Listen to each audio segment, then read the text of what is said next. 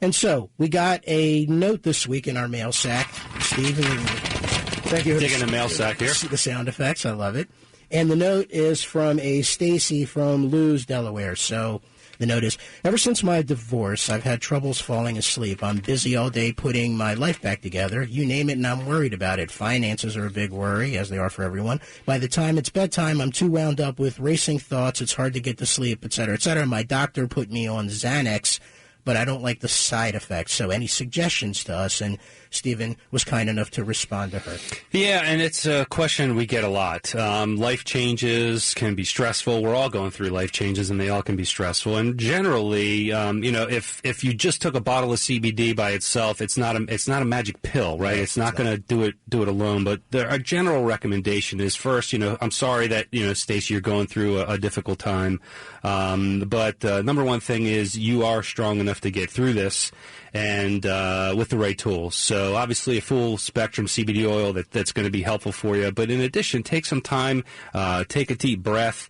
But let's be honest, these uncomfortable times that are presented to us are really when the exciting things really happen. And look at it as an opportunity for you to restructure. There's a reason that this situation arose for you, and if looking at it in a positive way can be a good way to start getting through it. But what I suggest is at least start with our bottle. It's marked on the dropper at 1/4 milliliter.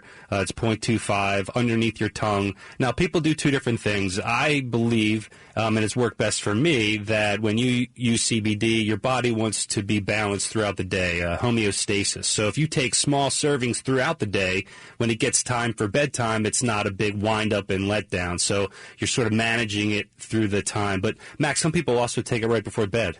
Yeah, I take it right before bed. I take it throughout the day, but right before bed I tend to take a little bit more. I also take it situationally, as you know. If I get a headache or something, I like to supplement a little bit with a little bit of CBD under my tongue as well. Yeah, and the other thing to mention about Xanax and some of those powerful drugs is you never want to just stop taking them without talking to your physician as well.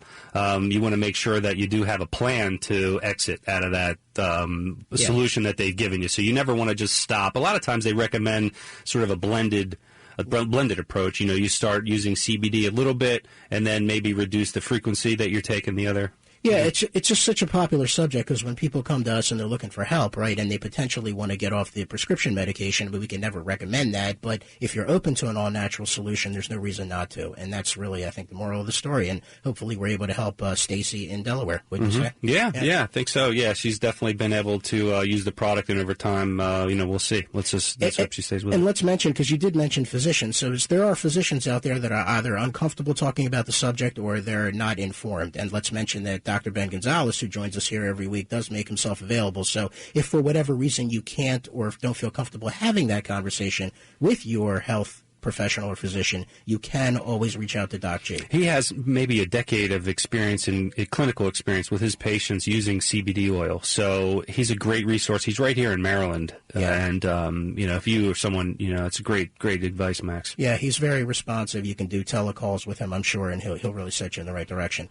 But, wow, what a show. Janine Smith was amazing. We were just talking about we have to have her back, right? I mean, we have a list of questions. We barely got to half of them. Barely got to half of them. And it's one of those types of situations where, she's when we had our pre-meeting with her and we talked to her ahead of time, she was such a wonderful person with such a beautiful story and such a positive attitude that when we were trying to condense and figure out all the things that we were going to ask her, it was actually difficult because she's more than you can imagine, and we'll have her back to tell the rest of her story. Yeah. So thanks, Janine. Doc G, thank you as always for doing what you do and coming in and giving us some physician's experience on this topic of addiction recovery and how CBD plays a role in that, because it's critical to understand that there is a role for it there and how it fits in to other solutions, because it's newer. People just don't know. So they should definitely use it in their bag of tricks as a tool, as opposed to being afraid of it and saying that it's just another drug and not actually a sacred plant.